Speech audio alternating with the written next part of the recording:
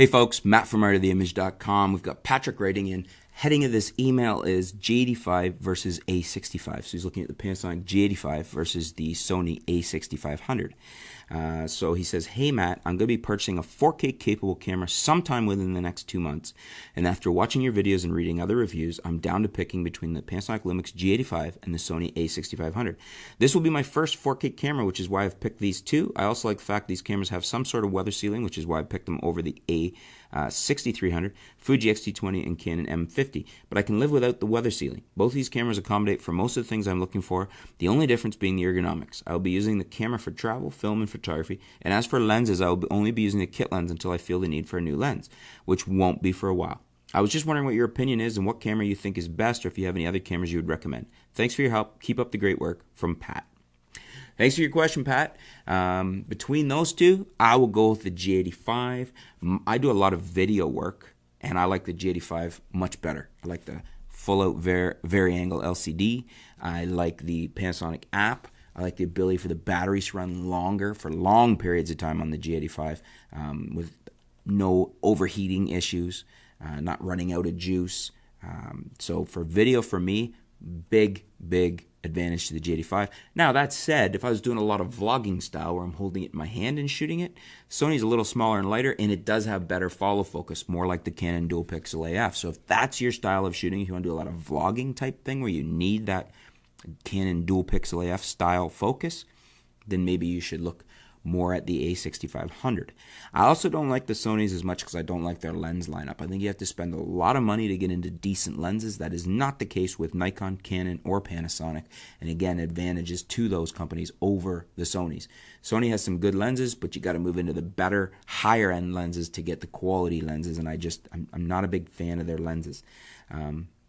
So G85 over the 6500 for me, with the caveat that if you're doing a lot of vlogging, then perhaps that flips back to the 6500. Although if you're just doing a lot of vlogging, perhaps you want to look at, say, a Sony RX100 Mark V, which is great for that. Smaller and lighter, handheld, still does fantastic photography. The 1-inch sensors have come a long way. That might be an option if you're seriously doing vlogging over the a6500. That's what I would probably get if I was just wanting a vlogging camera. I would either get the Panasonic LX10, which is another option, or the Sony RX100 Mark V. The RX100 Mark V is going to have better Canon dual pixel AF style autofocus, that smooth, fluid ability to follow you nicely in autofocus during video. But the LX10 is also very good, not quite as good for that specific area, the dual pixel AF style autofocus. However, it still does a pretty good job, but it's also much less expensive, and for everything else, it's on par with the RX100 Mark V, and it's just probably almost half the price. Now, the elephant in the room here is the M50, because I really like the M50, and I think maybe you should look at that, depending on what you're doing. I mean, the M50 gives you 4K, albeit with a fairly heavy crop and not being able to use the dual pixel AF. However, if you drop down to 1080, if you want to vlog, you got the Canon dual pixel AF, the Kleenex of the system. I mean, they coined that term. It's their branded name, and they're the ones that developed that system, and that was their claim to fame. Nobody touched it for quite a long time. So you get the dual pixel AF, you get a fantastic 24 megapixel APS-C sensor, essentially the same quality as you get in an 80D, say, and you get the ability to shoot 4K for other things. I wouldn't use it for vlogging because you don't get that smooth DPF autofocus. You get a small and light camera. You get access to the entire Canon lens arsenal, which is fantastic. You can use the M adapter to get into all of it, or you just use the M lenses.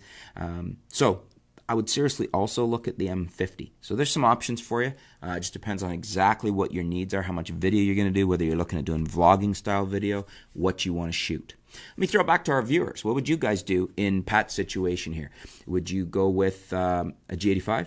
Would you go with an a6500? Would you go with a Canon M50?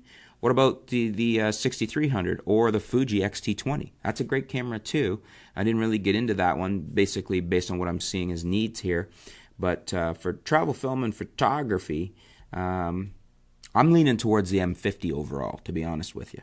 But curious to see what you guys have to say. Let us know in the comments below What would you do? What camera would you buy and why? Let's help out Pat. Always great to get your feedback, help our viewers out when they have questions. Thanks for tuning in. Thanks for your question, Pat. Stay tuned. We'll be back soon here at artoftheimage.com.